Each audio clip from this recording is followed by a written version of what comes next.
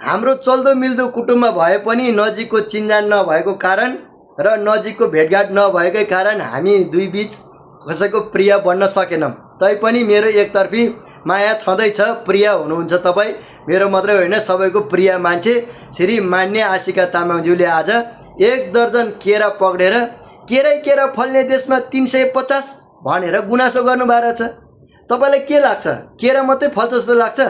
तपाईँ विदेशमा हुँदा त सुनै फलाउँछु नेपालमा भनेर आउनुभएको होइन विदेश छोडेर? कि तपाईँले त्यो फलाएको सुन हो यो चाहिँ महँगै हुनुपर्छ भनेर सुनको बारेमा त केही बोल्नु हुँदैन? तपाईँ सुनको बारेमा पनि बोल्नु न। सुनको बारेमा चाहिँ केही नभन्ने यो मैले फलाएको यिनीहरूलाई ढाड सेक्नुपर्छ भनेर हो कि क्या हो? यत्रो सानो एउटा ढिका सुन किन्नु पनि होइन 3,50,000 4 लाखसम्म तिर्नुपर्ने हामीले। अनि हाम्रो चाहिँ 10 नङ्ग्रा खियाएर वर्ष दिन 6 महिना लगाएर फलाएर कहाँ टाढोदेखि चाहिँ अनि त्यसपछि गाडी भाडा त्यसपछि विभिन्न दुःख गरेर ल्याएर आएर क्वाप्पा पाकेर मुखमा हाल्दाखेरि 350 महँगो भयो।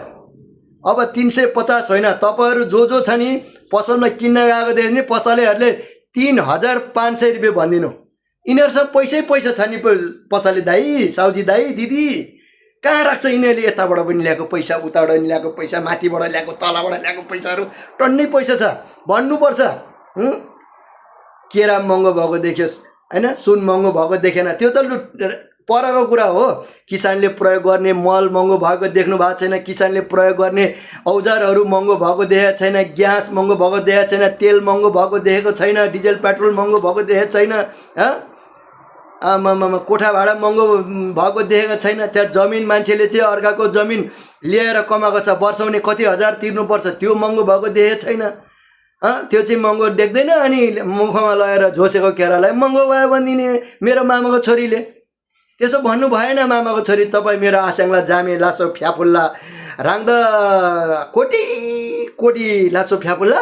तर सुनको पनि भाउ घटाउनु होला, आवाज उठाउनु पर्यो।